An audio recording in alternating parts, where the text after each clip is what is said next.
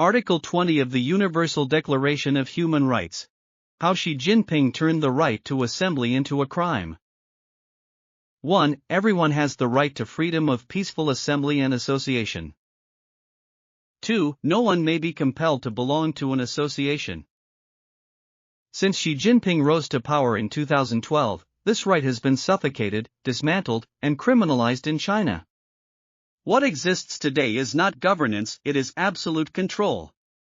And no dictator fears organized people more than Xi Jinping, who has methodically turned every act of unity into an act of subversion. Take the 2014 protests in Maoming, Guangdong, where individuals, mostly students and local residents, marched against the construction of a toxic PX chemical plant. They were unarmed, peaceful, and asking for nothing more than clean air and safety. Xi Jinping's response?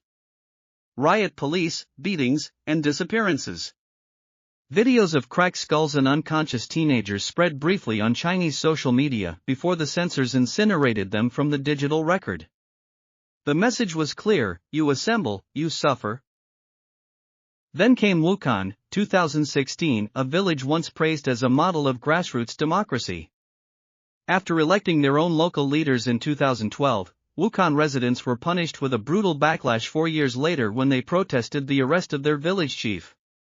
Armed police swarmed the town, implemented lockdowns, fired rubber bullets, and disappeared organizers in the dead of night. So much for Xi Jinping's hollow rhetoric about governing according to law. In his China, even a village vote is too dangerous. Consider the 2018 Jiaxing labor protests in Shenzhen. Workers dared to demand what Chinese law supposedly protects: a union. They were met with mass arrests, physical assaults, and intense surveillance. But Xi Jinping didn't stop there. He hunted down students and young idealists from elite universities who expressed solidarity.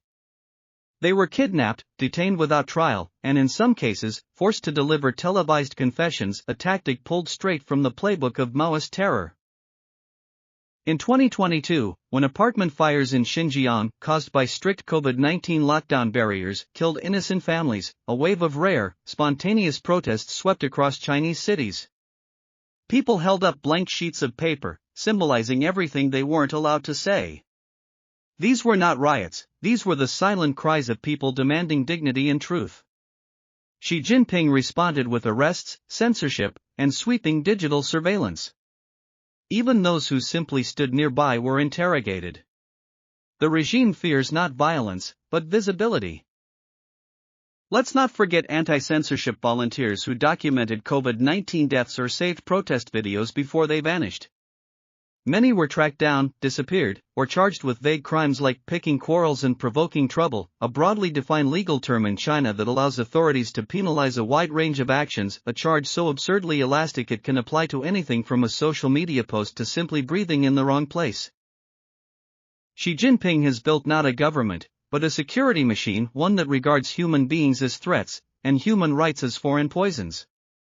In the name of stability, he has criminalized organization, outlawed public mourning, and suffocated every spark of civic life. His China is not a nation at peace, it is a nation under siege by its own ruler. What makes Xi Jinping's tyranny uniquely insidious is its preemptive brutality. People are arrested not because they organized, but because they might. Not because they protested, but because they cared. Surveillance is not a tool of protection, it is a weapon of psychological warfare. Under Xi Jinping, every street corner is a checkpoint, and every gathering is a battlefield. Xi Jinping is not preserving order, he is erasing human dignity.